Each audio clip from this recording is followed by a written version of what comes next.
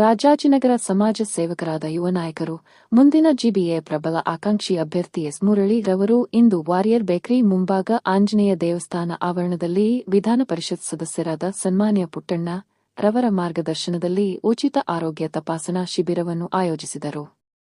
ಆರೋಗ್ಯ ತಪಾಸಣಾ ಶಿಬಿರದಲ್ಲಿ ಕಣ್ಣಿನ ತಪಾಸಣೆ, ಕನ್ನಡಕ ವಿತರಣೆ, ಬಿಪಿ, ಶುಗರ್, ರಕ್ತದಾನ ಶಿಬಿರ ಇತ್ಯಾದಿ ಸೇವಾ ಕಾರ್ಯಕ್ರಮವನ್ನು ಆಯೋಜಿಸಿದ್ದರು. ಈ ಕಾರ್ಯಕ್ರಮದಲ್ಲಿ ಸ್ಥಳೀಯ ಮುಖಂಡರುಗಳಾದ ಕಿಶೋರು, ಬಾಲಮುರುಗನ್, ವಾರ್ಡಿನ ಕಾಂಗ್ರೆಸ್ ಕಾರ್ಯಕರ್ತರು, ಮಹಿಳಾ ಕಾರ್ಯಕರ್ತರು ಉಪಸ್ಥಿತರಿದ್ದರು.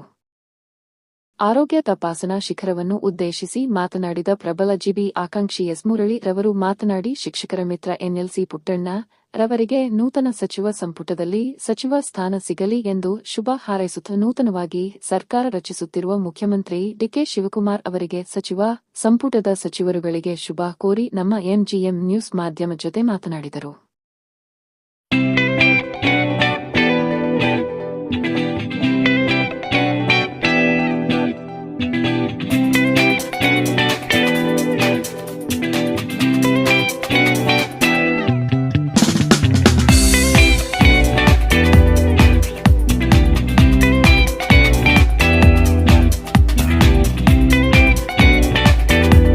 ನಮಸ್ತೆ, ನನ್ನ ಹೆಸರು ಮುರಳಿ ಅಂತ.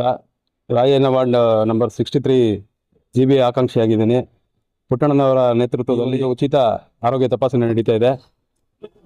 ಕಣ್ಣಿನ ಟೆಸ್ಟ್ ಆಗಿರ್ಬೋದು, ಮತ್ತು ಹೃದಯ ಟೆಸ್ಟು, ಬ್ಲಡ್ ಟೆಸ್ಟ್ ಇದೆ, ಮತ್ತು ಥೈರಾಯ್ಡ್ ಟೆಸ್ಟ್ಗಳು. ತುಂಬ ಜನ ಬಂದಿದ್ದಾರೆ. ಬಂದು ಎಲ್ಲರೂ ತಪಾಸಣೆ ಮಾಡ್ತಾ ಇದ್ದಾರೆ. ಫ್ರೀ ಕನ್ನಡಕ ಕೊಡ್ತಾ ಇದ್ದೀವಿ. ಜನ ಸಹಕಾರ ಮಾಡ್ತಾ ಇದ್ದಾರೆ. ಅದಕ್ಕೋಸ್ಕರ ಮಾಡ್ತಾ ಇದ್ದೀವಿ. ಜನ ನೆನ್ನೆ ಎಲ್ಲ ಪಾಂಪ್ಲೆಟ್ಗಳೆಲ್ಲ ಕೊಟ್ಟು ಒಂದು ವಾರದಿಂದ ಮನೆಗೆ ಹೋಗಿ ಪಾಂಪ್ಲೆಟ್ಗಳು ಕೊಟ್ಟು ಎಲ್ಲ ಕೆಲಸಗಳು ಮಾಡಿ ಜನಗಳು ಬರ್ತಾ ಇದ್ದಾರೆ. ನಮಗೆ ಸ್ಪಂದನೆ ಮಾಡ್ತಾ ಇದ್ದಾರೆ. ಜನ ಚೆನ್ನಾಗಿರ್ಲಿ ಅಂತೇಳಿ ಎಲ್ಲರೂ ವಯಸ್ಸಾದವರು ಪಾಪ ಎಲ್ಲ ತುಂಬ ಜನ ಬಂದಿದ್ದಾರೆ. ಈಗ ಬೆಳಿಗ್ಗೆ 7 ಗಂಟೆಯಿಂದ ಸ್ಟಾರ್ಟ್ ಮಾಡಿದ್ವಿ. ಚೆನ್ನಾಗಿ ನಡೀತಾ ಇದೆ. ತಿಂಡಿ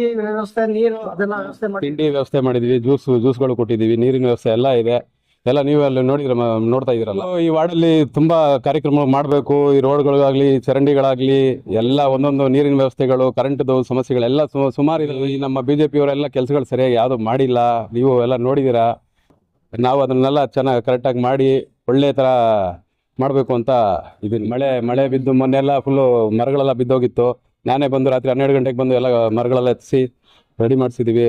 AW ಅವರೆಲ್ಲ ಮಂಜುನಾಥ್ ಅಂತ ಅವರು ಕರೆಸಿ ಎಲ್ಲ ಮಾಡಿದ್ವಿ. ಅವರು ನಮಗೆ ಸಾಥ್ ಕೊಟ್ಟಿದ್ದಾರೆ. ಜನಗಳು ನನಗೆ ತುಂಬ ಸ್ಪಂದನೆ ಮಾಡ್ತಿದ್ದಾರೆ. ಸಾಹೇಬ್ರಿಗೆ ಮಂತ್ರಿ ಮಾಡಬೇಕು ಅಂತ ನಾವೆಲ್ಲರೂ ಕೇಳ್ಕೊತಾ ಇದ್ವಿ.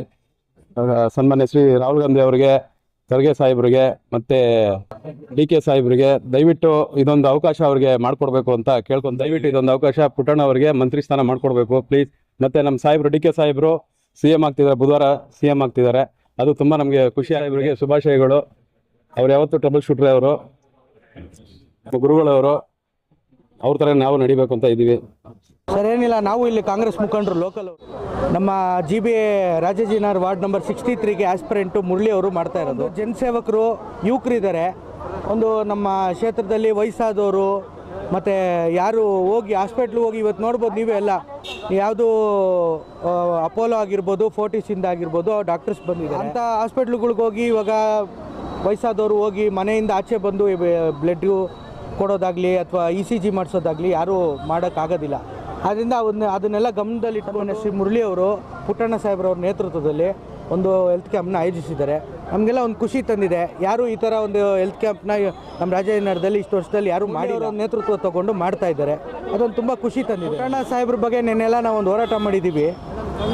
ಏನಂದರೆ ನಾವೆಲ್ಲ ಯುವಕರು ಸಾಹೇಬ್ರನ್ನ ತುಂಬ ಯಾಕೆ ಇಷ್ಟ ಬೀಳ್ತೀವಿ ಅಂದರೆ, ಎಲ್ರಿಗೂ ಗೊತ್ತಿರ್ಬೋದು, ತಮಗೆಲ್ಲ ಮಾಧ್ಯಮ ಮಿತ್ರರಿಗೆ ಗೊತ್ತಿರ್ಬೋದು. ಶಿಕ್ಷಕರ ಕಣ್ಮಣಿ ಅಂತಲೇ ಪ್ರಸಿದ್ಧಿ ರಾಜ್ಯದಲ್ಲಿ. ಶಿಕ್ಷಕರ ಕಣ್ಮಣಿ ಯಾರು ಅಂದರೆ ಪುಟ್ಟಣ್ಣ ಸಾಹೇಬರು.